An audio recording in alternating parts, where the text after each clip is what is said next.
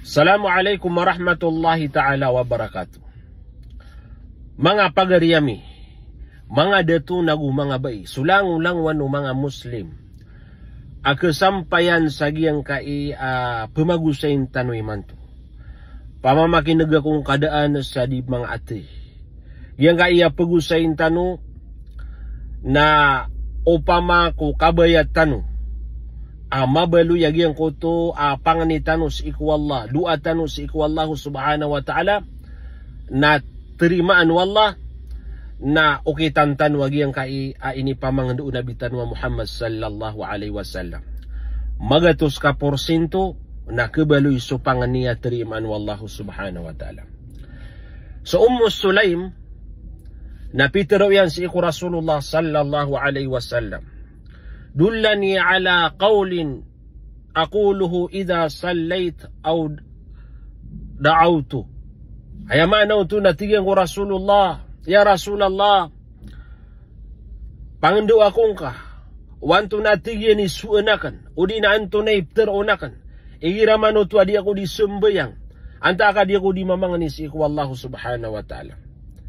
Ini pakai sa utu Sulaim, ka aniyan matangkad udina ano mabalu yagiang kuto apangan niya si iku Allah subhanahu wa ta'ala terimaan wallahu subhanahu wa ta'ala. Ay ni pamangdo no nabitan wa Muhammad. Natigan hay Sulaim sabbihillah ashran.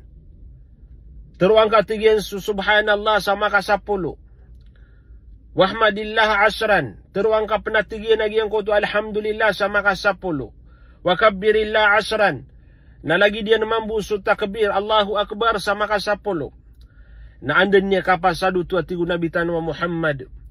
Na pangani kadin si iku Allah subhanahu wa ta'ala sa sadin sa kabayaka. Fa inna rabbaka yaqulu na'am na'am. Kaandan ni ka suang karo. Amamang ni ka si iku Allah. Korea nagyang kutwa paman nakapanggiraw ka subhanallah maka 10. Allahu Akbar maka 10. Alhamdulillah maka 10. Na aya ko na dito ron wallah naam naam aya maanaw to na terima akan natigu wallah so panganing ka terima akan so panganing ka masya Allah paganda din tanuanan mga pagariya ukabayat tanu mambu mabaluy so panganing tanu sa iku wallah at terimaan yan mga bangsami tanto ko madakal makakakailangan sa giyang kaya lagi de okit ini pamanganda ura katanu nabitan wa Muhammad sallallahu alaihi wasallam na ditano ipaligat si iku mga pagaritano mugup tano makalangkap anira na maswa ano mabaluy so panganitano after iman wallahu subhanahu wa ta'ala wassalamu alaikum warahmatullahi ta'ala wabarakatuh.